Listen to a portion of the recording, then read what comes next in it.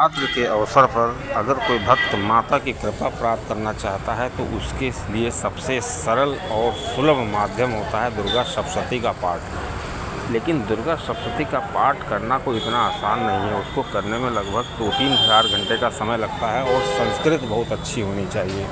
अब जिस भक्त को संस्कृत नहीं आती तो वो हिंदी में पाठ करना चाहता है, लेकिन हिंदी में पाठ करने से वो फल नहीं प्राप्त हो पाता, जहाँ तक मैं सोचता हूँ, क्योंकि जितने मंत्र हैं वो सब संस्कृत में ही पढ़ने पड़ते हैं, तो इनका उच्चारण सही नहीं होता। इसलिए भक्त की संस्कृत होना बहुत ही ज़रूरी है। इसलिए श्री शिव जी ने श्री पार्वती जी से बताया था कि अगर कोई भक्त इस सप्तशती के भारी भरकम पाठ को नहीं करना चाहता है, नहीं कर पा रहा है और वो माता की कृपा प्राप्त करना चाहता है, तो उस भक्त को अगर केवल सिद्ध कुंजिका स्तोत्र का पाठ करना चाहिए। और इस सिद्ध कुंजिका का स्तोत्र श्री मार्कंडेय पुराण के जो सप्तशती जी ये पुस्तक है उसमें पीछे की तरफ दिया गया है, सबसे लास्ट में। तो श्री शिव जी ने बताया था अगर कोई भक्त श्री सप्तशती जी का पाठ करने के बजाय अगर कुंजिका स्तोत्र का पाठ करे तो उसको वही फल प्राप्त होता है। और इसको करने का एक नियम होता है, उस नियम को ज़रूर फॉलो करें, क्योंकि इसमें बहुत ही प्रचंड ऊर्जा होती है और उस ऊर्जा को संभालना सबके बस की बात नहीं होती है। और इसमें सभी देवताओं के लगभग बीज मंत्र होते हैं। और दोस्तों, इस क्रिया को करने से, जैसे सिद्ध कुंजिका का स्तोत्र पाठ करने से मनुष्य को मारण, मोहन, उच्चाटन और वशीकरण जितने प्रकार के तंत्र की विद्याएँ हैं उन सब को इससे कंट्रोल किया जा सकता है। लेकिन आपको हम बता दें, किसी भी तरह या किसी के लिए, किसी के अहित के लिए इसका पाठ करना बिल्कुल अनुचित है। अगर कोई भक्त किसी लाभ के वजह से या किसी भी तरीके से इसका पाठ करता है और किसी को नुकसान पहुंचाना चाहता है तो ये चीज़ बिल्कुल गलत है, उसको ऐसा नहीं करना चाहिए।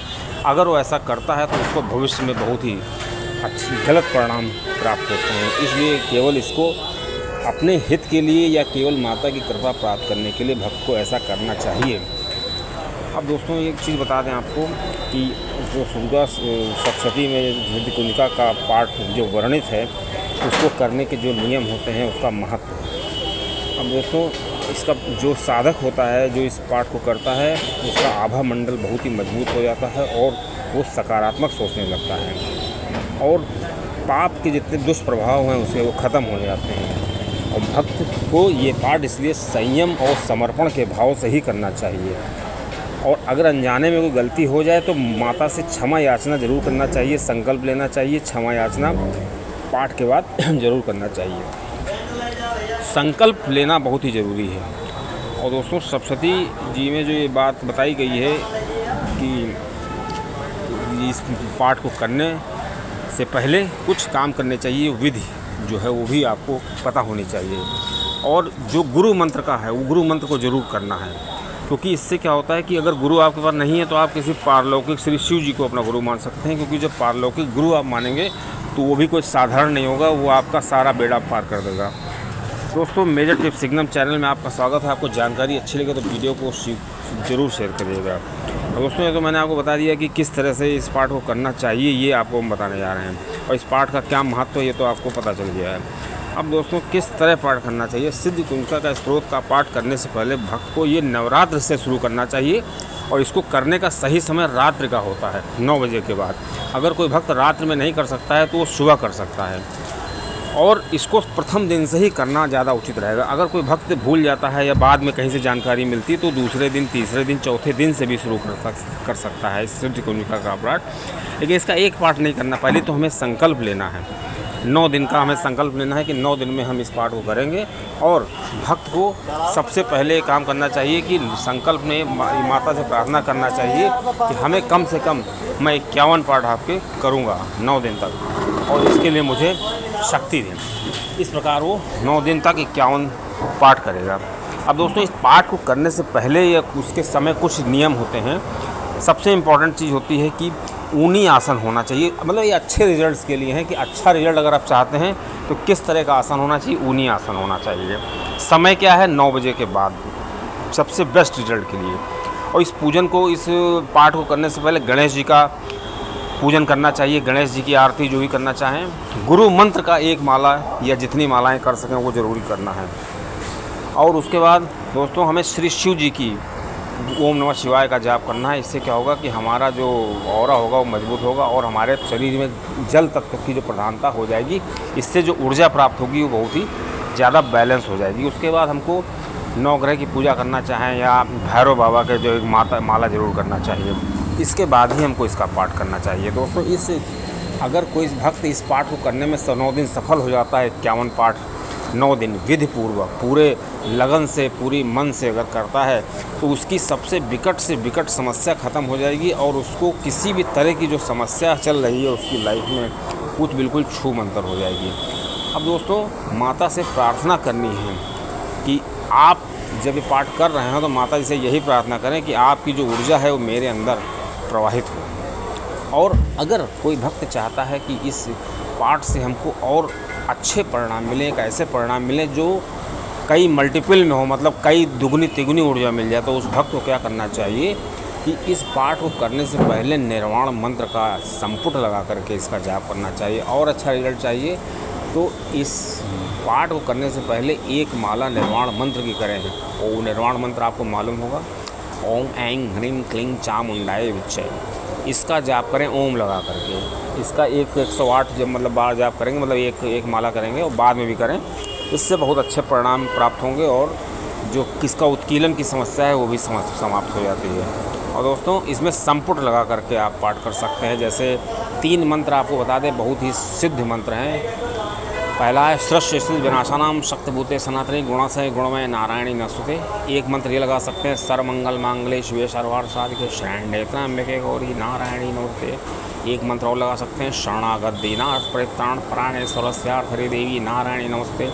ये तीनों मंत्र बहुत ही चमत्कारी मंत्र हैं। इन मंत्रों के बारे में आपको बता दें कि जो काली जी के जिन्होंने दर्शन किए थे, काली जी इनको अपने हाथों से खाना खिलाती थी, ऐसे संत श्री रामकृष्ण परमहंस जी की तो ये बहुत प्रिय मंत्र थे।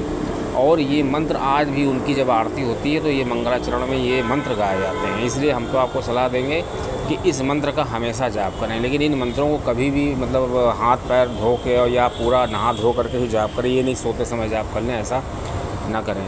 और अगर कोई भक्त संपुट लगा करके इस पाठ को करता है सिद्ध कुंजिका का, तो उसको तो चमत्कार देखने को मिलेंगे। 3 मंत्र मैंने आपको बता दिए। अब दोस्तों आपको बता दें कि कैसा भोग वगैरह कैसा रखना है। तो माता जी को जब पाठ करें तो अनार का भोग लगेगा। वो अनार का भोग आपको स्वयं नहीं खाना है। पूजा के बाद रोज़ एक अनार जो है हमको गाय को खिलाना है। अगर गाय नहीं मिलती है तो सारे अनार इकट्ठा करें और एक साथ गाय को खिला सकते हैं, घर में उसको रख सकते हैं, लेकिन उसको खाना नहीं है।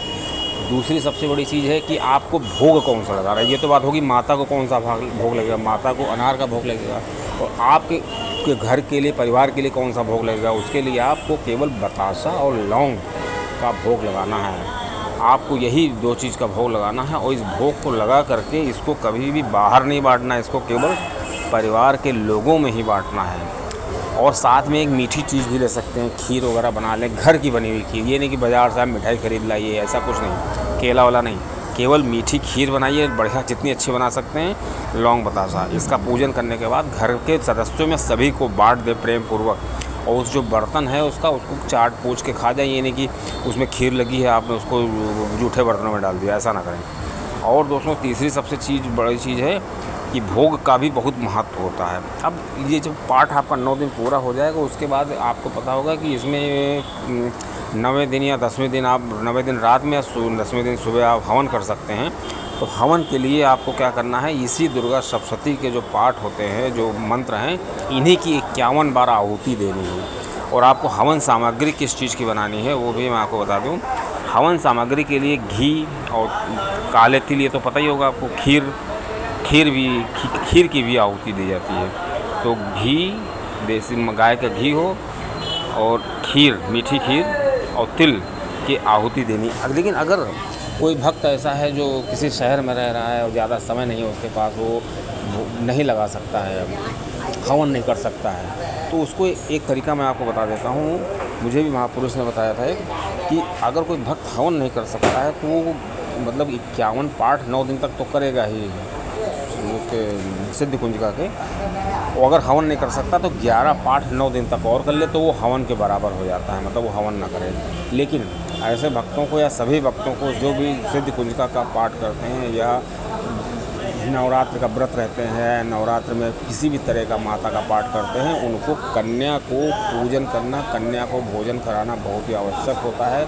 अगर आप पूरा रिजल्ट चाहते हैं, माता को वास्तव में प्रसन्न करना चाहते हैं, तो आखिरी दिन जब होगा या जो 10 नवमी का दिन होता है, उस दिन कन्या को भोजन जरूर कराएं। ना हो आपको 7 कन्या मिले तो एक कन्या को आप भोजन करा सकते हैं पेट भर के, और उसको कन्या को भोजन कराएं। साथ में दक्षिणा देना ना भूलें। अगर कोई भोजन कराता है और दक्षिणा नहीं देता है तो वो उसकी पूजा अधूरी मानी जाती है।